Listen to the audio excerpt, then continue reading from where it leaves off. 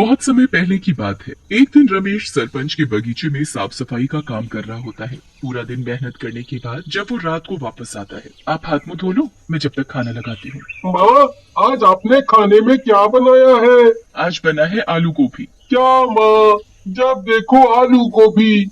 मुझे तो मुर्गा खाने का बहुत मन है, पर माँ रोज रोज आलू गोभी बना देती है। ठीक है, आज ये आलू गोभी खा लो, कल मैं मुर्गा ले आऊंगा, फिर खूब पेट भर कर खाना। काफी रात हो जाती है, सब लोग सो जाते हैं। उसके बाद एक भूत उनके घर में घुस आता है और ऐसे घूम रहा होता है जैसे किसी की तलाश में है। ये इस गांव का आखिरी घर था, पर अब इस घर में भी कोई मुर्गी नहीं है। अब मैं क्या करूं? मैंने गांव के सारे मुर्गे मुर्गी तो पहले ही चुरा लिए हैं, पर वो सब मिलाकर 100 ही हुए हैं। अब 101 की गिनती पूरी करने के लिए आखिरी मुर्गा कहाँ से लाऊं? भूत निराश होकर घर से वापस जाने लगता है, पर अचानक उसे एक ख्याल आता है।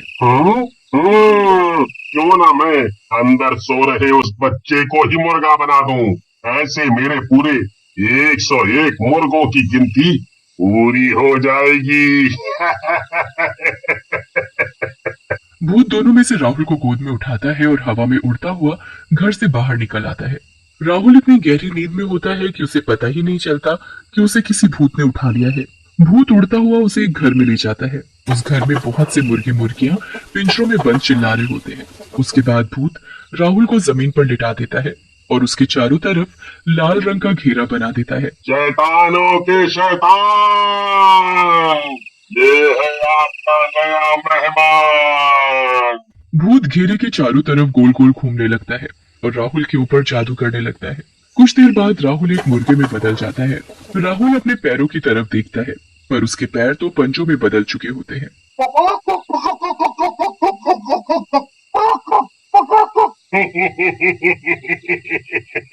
आखिर हो ही गए मेरे पास पूरे 101 मुर्गे।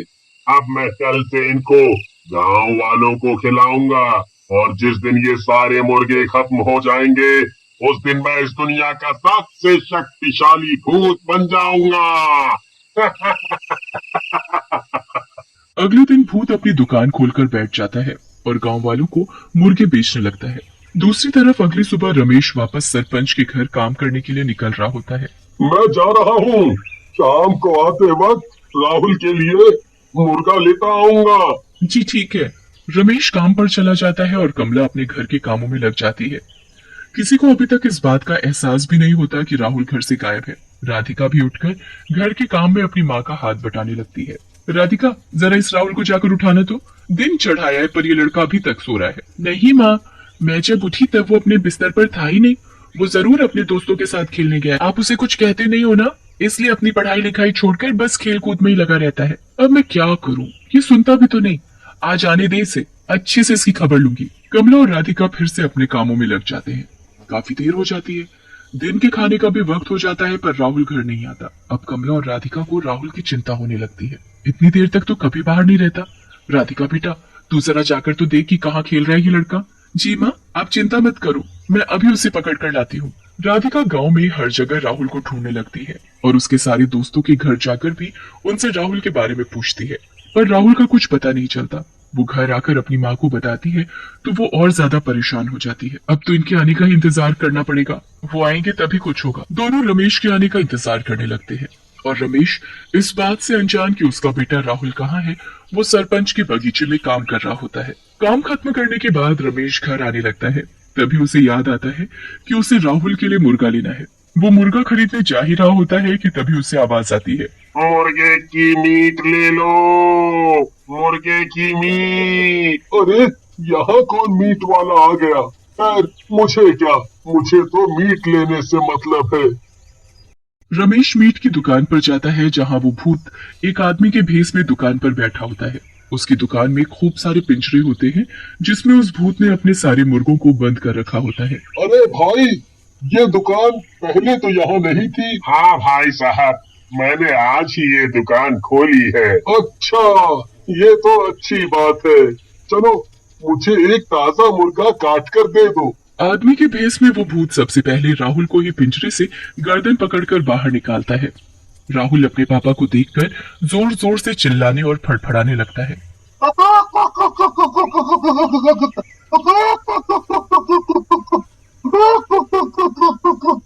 रमेश को कुछ अलग सा महसूस होता है। उसका बिल्कुल मन नहीं मानता कि वो उस मुर्गे को कटवाए। अरे भाई साहब, आप इसे काटो मत, मैं इसे घर जाकर खुद काट लूंगा। आप मुझे ये मुर्गा ऐसे ही दे दो।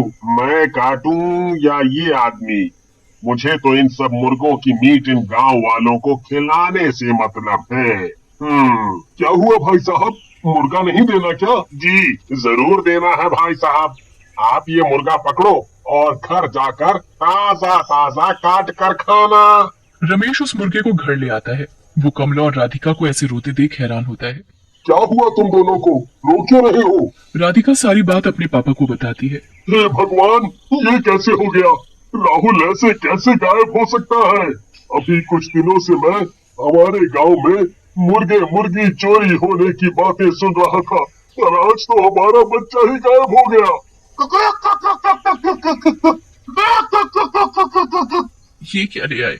मैं तो आज राहुल के लिए ही मुर्गे का मीट लाने वाला था, पर पता नहीं क्यों जब दुकान वाला इस मुर्गे को काटने लगा तो मुझसे देखा नहीं गया, इसलिए मैं इसे जिंदा ही घर ले आया। अब इसे यहीं छोड़ो और अपने राहुल को ढूंढो। रमेश और कमला सुबह होते ही वापस राहुल को ढूंढने निकल पड़ते हैं, पर पूरे गांव में राहुल का कुछ पता नहीं चलता। वो निराश होकर घर वापस आते हैं तो उनका मुर्गा उछलता हुआ खुशी से उनके पास आकर चिपकने लगता है। क्या मुसीबत है ये, हटाओ इसे मेरे पास से। एक तो मेरा बेटा नहीं मिल रहा और ऊपर से ये मुसीबत। बहुत दिन गुजर जाते हैं पर राहुल का कुछ पता नहीं चलता। यहाँ भूत रोज दिन में अपना भेस बदलकर अपने मुर्गे की दुकान खोलकर बैठ जाता है और जादू किए हुए मुर्गों का मीट लोगों को बेचने लगता है। काफी दिन हो जाते हैं और भूत के सारे मुर्गे खत्म हो जाते हैं, पर अभी भी उसमें वो शक्ति नहीं आती जो आनी चाहिए थी। कुछ तो गड़बड़ है। मैंने तो पूरे 101 मुर्गों की बलि देकर लोगों का उनका मीट खिलाया है, फिर मुझ में वो शक्ति क्यों नहीं आ रही?